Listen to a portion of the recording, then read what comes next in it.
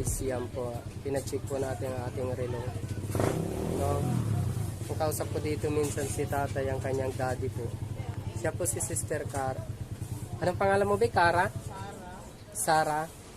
Si Sister Sarah. Ang galing niya po. Gumagawa po siya ng relo. Ito pang shop nila mga guys. Dito po ito sa Tongko, Bulacan. Malapit lang po sa may Jollibee, no?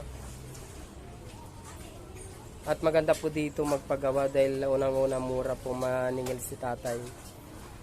Nagkasakit lang daw po siya na ospital at ngayon medyo nagpapagaling na po dahil po sa diabetic po.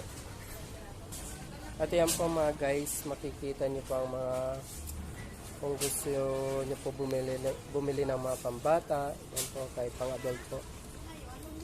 May mga mabibilan, mga pangregalo mga guys. Mura po dito ang kanilang paninda.